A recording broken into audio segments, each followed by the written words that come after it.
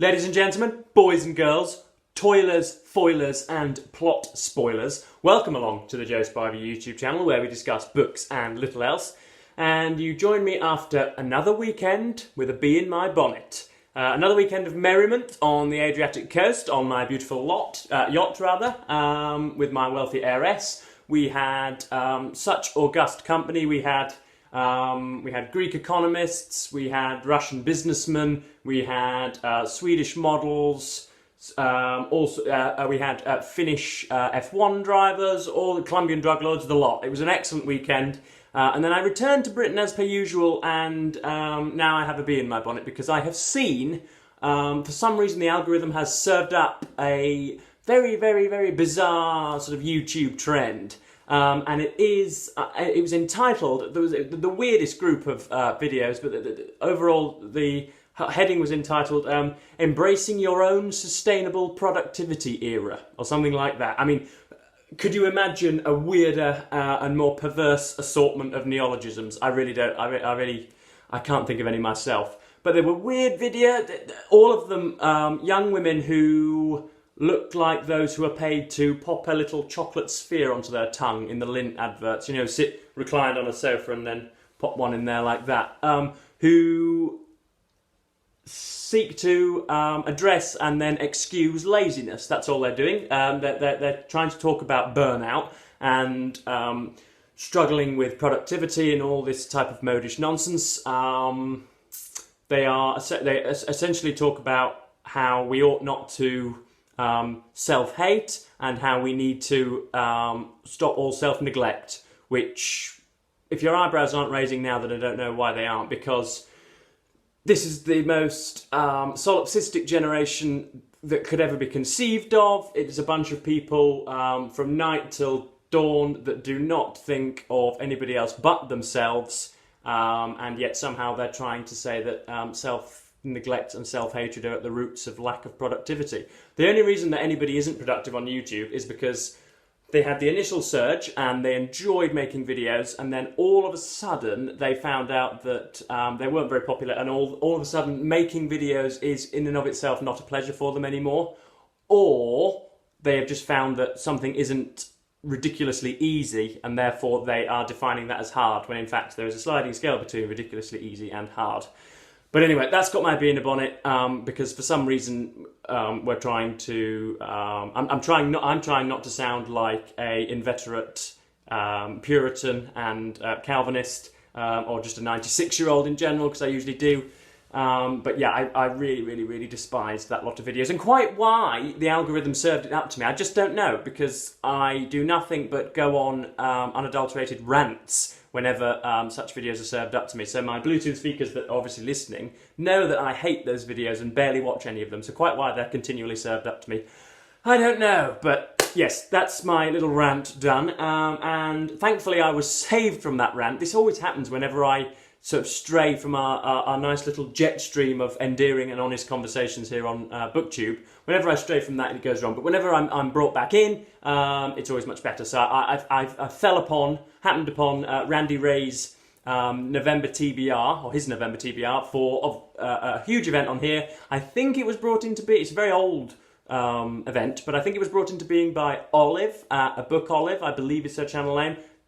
Tens of thousands of subscribers, really, really excellent content, which I would, if again, somehow you've fallen into a statistical anomaly and you've happened upon my channel and not hers, obviously go and watch, where we talk about what we're going to be reading in November. And there's a BookTube event, Non-Fiction November, which puts me in a weird place. I am going to get onto them in a minute, I promise. It puts me in a weird state because most of this BookTube community are obsessed with fictionalised narratives, so all of the genre fictions, literary fiction, the lot, historical fiction, but then most of the sort of, what would you say, skittish and most of the people that I talk to outside of my my huge swathes of friends that I have in the real world, whenever I talk to them about books, it's always non-fiction that they want to talk about, and so I'm in a bit of a weird state. I think I should be happy about it. Non-fiction isn't ever so popular on here, but I really do enjoy reading it. because that tends to be what you get to if you want to be a new reader who wants just information given to you. So we have a rather large November TBR here for you guys. So I've got, what have I got? 1, 2, 3, 4, 5. We've got about 6 or 7 books here, which will be an excellent challenge to get down me. Olive has picked 4 sort of theme tag titles. I believe they're web, fraud, capital, and the 4th one is display. That was the 4th one. Yeah, I thought it was going to evade me. So yes, we'll try, if at all possible, to link some of what we're going to say to those, and then go from there. So the first book is Nick Bostrom's Superintelligence: Paths, Dangers, and Strategies. It's a New York Times bestseller. Originally came out, I think, 2010, 2012, and it has a new afterword from Nick. He has been adopted by a few of what we might call the Dude Bro Intelligentsia on this or on YouTube. Lex Friedman, that type. They've had interviews with him. I think he's even been on Rogan. In this book, he hypothesizes perhaps that the singularity or the intelligence super explosion may well be upon us, and maybe a more exigent issue than anthropogenic climate change, heaven forbid, who knows. But that's what he posits a lot in here. This would be a reread for me. I read it digitally about a year ago, and enjoyed it. It was a little bit of a sort of sweaty, thesauric thing where you could, you can tell it's written by a scientist. It's really not meant to be enjoyed. It's meant to be informative as opposed to enjoyable. But yeah, for ages and ages and ages, artificial intelligence was the preserve of Silicon Valley, dudes and people with sweaty crotches and addictions to Wotsits and salt and vinegar crisps.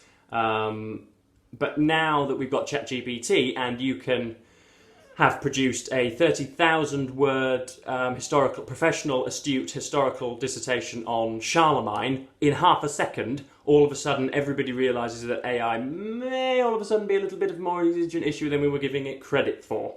And so, yeah, this is a little bit of a seminal text on that, I think. So, yeah, I enjoyed it last time, and there's a bit more with the new afterwards, so that should be good. Next up, ladies and gents, we have Christopher Hitchens' Letters to a Young Contrarian. I needn't introduce Christopher. He is the darling of a particular subset of militant atheists, combative atheists, who, like Christopher, create some weird straw men in front of them and take the most self-evident positions and then create enemies for themselves to bash over. I want to include this because it's a very, very thin thing. It's just a load of sort of, what would you say, querulous, wordy essays on all sorts. I have read it before, but it would be another reread, but this would be an afternoon session nice and quickly. I wanted to say, because I didn't come to Christopher like the usual viewer would. So lots of people go down what have now been familiarised to everybody as Hitchens rabbit holes, where he lambasts, the evils or perceived evils of Islam, Christianity, Judaism, and any of the other monotheisms. But I didn't come to him like that. I came to him because he was the best friend of the novelist and essayist Martin Amis, my favourite writer. And that's how I came to him. So I didn't have any of those preconceived notions of him being some attitudinised raconteur, somebody who is just far too aggressive, and he's obviously arrogant and just needlessly self-interested, which is why I love him. But yeah, this will be very good. A few essays written by Mr. Hitch, and we'll see what he's got to say for himself. And then the third book is Niall Ferguson's The Ascent of Money: A Financial History of the World. Ferguson, again, his personality now precedes him rather than any of his books, really. I have read his book, The Square and the Tower, but he is usually sort of wheeled out by Fox News to defend Donald Trump or to give a sort of a weird pseudo-neoconservative approach to anything that comes up in the news. His previous book, The Square and the Tower, would pertain to one of Olive's tags, which would be web, because obviously he talks about the sort of hidden networks of history and rails against Carlyle's great man of history. This essentially, I think, just gives a full history of money. Bread, cash, dosh, dough, loot, call it what you like, it matters now more than ever. In the Ascent of Money, now updated to cover the years following the financial crisis, from the Lehman collapse to Bitcoin, Niall Ferguson shows that financial history is the backstory to all history. So I don't know how... So it says fine, readable and entertaining, dazzling, lucid, racy, underpinned by smart money. Yeah, so this looks excellent, and at 400 or 500 pages, it'll be filled with financial nomenclature, about which I will know nothing. But I'm not scared of incomprehension. So yeah, I'm looking forward to that. It's got a nice cover. I believe that to be Florence and all of the Medicis, whom we've discussed on this channel before. So yeah, that should be good. The next one we've seen on this channel before as well. We have Adam Zamoyski's 1812, Napoleon's Fatal March on Moscow. And you can see there's a bit of a depiction, which is almost certainly on one cover of War and Peace, I would have thought. The Sunday Times bestseller. Again, as I say, charts Napoleon's entry, I believe, and exit from Moscow, where he lost, 250,000 men in a couple of weeks. A stern tragedy for all concerned. And this almost certainly pertains to Olive's tag of fraud, because I haven't done an awful lot of digging, but I think the general consensus from honest, unpaid, earnest historians is that Napoleon was a little bit of a, what would you say, pestiferous, power-hungry, inferiority complex, little man who was a little bit lucky in some of his campaigns, obviously militarily quite astute, but with a huge swathe of French soldiers at his side, people who wanted to go and loot for their own self-advancement anyway. And so hopefully Zamoyski is known as being a little bit of a detractor from that Napoleonic myth, and so hopefully 1812 does a similar thing. This will pertain, as I say, to fraud. Again, sort of 500 pages, so it's going to be a nice little disquisition there from Zamoyski. Dad got me this a little while ago, and I ought to read it, seeing as it was handed to me by father. And then the next book we have is Hannah Arendt's The Origins of Totalitarianism. Now, again, I've spoken about her previous book on this channel already as one of my stern favourites, Eichmann in Jerusalem. One of the few writers who can approach nuance and subtlety really well. So she never sort of treat Eichmann as some completely and utterly malevolent human being, rather than just a little bit of a career-minded administrator that sought self-promotion over, the ending of the Jewish people. This is a much, much longer work, Origins of Totalitarianism. I think it goes through, so Hannah Arendt's chilling analysis of the conditions that led to the Nazi and Soviet totalitarian regimes is a warning from history about the fragility of freedom, exploring how propaganda, scapegoats, terror and political isolation all aided the slide towards total domination. Which, as blurbs go, that's not a bad one. So I think, it talks about, there are 3 sections. So there is part 1 on anti-Semitism. Arendt herself was of Jewish descent, so that will be particularly interesting. Part 2 focuses on imperialism, which will have interesting modern connotations, no doubt. And then part 3 is on totalitarianism, probably focusing on the Soviet regimes, which are strangely endeared by much of the left in modern Britain. But anyway. Yeah, so that's a huge thing. Her writing is really good. She's clearly a very considerate writer. But yeah, I absolutely love everything all that I've read so far, and so I'm sure this will be absolutely wolfed down by Joseph. 2 more books left, folks. Hang tight, hang in there. We have Robert Verkake's Posh Boys, How English Public Schools Ruin Britain. Now, on this channel, it has been pointed out a couple of times that I may be of a similar ilk to some of the people discussed in here. I believe there was an article written about a year or so ago I can't remember the publication, but it sought to accentuate just how preponderant the graduates from public schools are in our, particularly in our media space. So you will have a public school graduate talking to another public school graduate where they then discuss a scandal that has been brought into being by a group of 6 or 7 public school graduates who heavily criticise, to a ruinous extent, another group of public school graduates. The extent to which, as I say, people who have been to public schools in Britain, the extent to which they completely are ubiquitous and almost single-handedly dominate the media space is nigh on unbelievable. And in my not very brief sojourn, but in my soiree at university, I ran into, I am myself a posh boy, I know that very much, but I'm not egotistical with it. I don't seek to domineer with it. Whereas at British universities, Russell groups and above, you will very, very quickly and very, very easily run into some of the rotten gits that are perennial and pervasive demons in our society who come from posh boys. So it talks about, I think it's about all of the tax exemptions here that Eton, Harrow, Winchester, Rugby, the lot of them receive, and how, they aren't very scrutinised to the extent that they are. And it has always seemed impossible for those who seek to, for those purveyors of an egalitarian society who want it to be the contents of your heart and your mind that contribute to your notoriety rather than the happenstance of your birth or the family that you came from. It is curious to me just how reluctant they are to say, we ought to abolish these, melting pots of complete idiocy and arrogance and self-entitlement. We ought to destroy them because they are monstrous. Even leaders of the Labour Party, Keir Starmer, the lot of them, the amount of effort that goes into being really touchy-feely with them, rather than just saying, this is clearly an iniquitous establishment that needs to be swept off the face of the earth, is puzzling to me.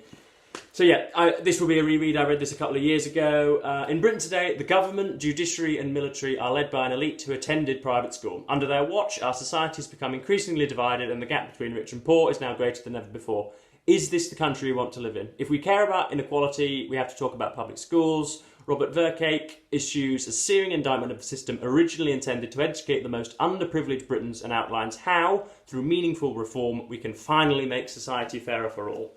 So yes, that's going to be hopefully, I've already read it, so I can remember, semblances of it, but I can't quite remember just what line they take. So yes, that'll be interesting to read. And then the final one, which we're seeing for the first time on this channel, and is usually propped just where the Brothers Karamazov is now, as a bit of a stable force for the Joe Spivey YouTube channel. Steve Donoghue very humorously and very quick-wittedly pointed out that this was probably the first time that anything of Enoch Powell's has been used for stability. So yes, this is Simon Heffer's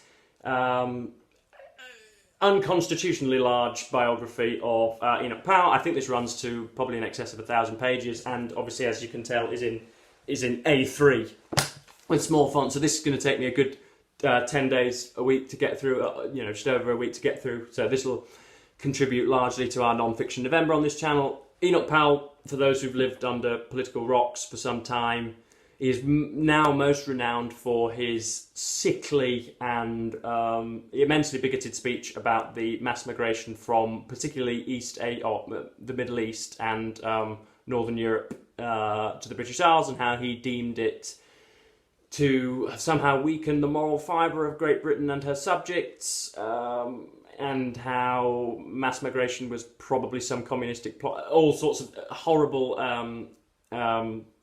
just sickly rhetoric that was terrible. But behind it, you have a loving father and a hugely competent Greek scholar. He could, I think he was sort of class master at either Cambridge or Oxford. Just swept through the Greek. The Greek schools of Oxford and Cambridge. He was just, a sort of moral pupil, the like of which they'd never really seen before or since. So he's incredibly able, and just how it was that an incredibly able human being could come to believe such arrant nonsense about the sort of moral differences between a person born in Chichester and a person born in Chennai and a person born in, another place beginning in Chile. Quite how it is that somebody comes to that conclusion, I hope Mr. Heffer answers. Heffer is a journalist now, I believe, for The Spectator, who is probably a right-wing social conservative, a little bit like myself, maybe. So it's going to be interesting just how hagiographic it is, and how much he seeks to excuse some of Powell's pretty famous ethno-nationalism. So that should be fun as well. It's an absolute toe crusher, as you can tell. I'm struggling to hold it up. My insanely strong arms from all my dumbbell curling are struggling under its heft. But yes, that, ladies and gentlemen, has been my November TBR. Hopefully I've got a few more lined up if that isn't enough, but I believe that to be a complete suite of brilliance, so that should be jolly good to get through. I've tried to limit this video to 20 minutes. I could have gone on and on and on, but if you do find any videos on, what was it, the embracing your own, what was it, sustainable quitting, essentially. If you do find any videos on that, please do dislike them or send them to me. That would be jolly good. But yes, we're now, as I say, in excess of 500 subscribers. You're all being ridiculously wonderful in the comments. I couldn't ask for more. But yes, please do tell me what it is you're going to be reading. Obviously, you're going to be participating in Non-Fiction November, because if you don't, then you'll be burned in effigy if you don't do any of these BookTube events. So yes, that's what I'm going to be reading. Please do let me know what you're going to be reading. But yes, thank you ever so much for watching BookTube, and goodbye.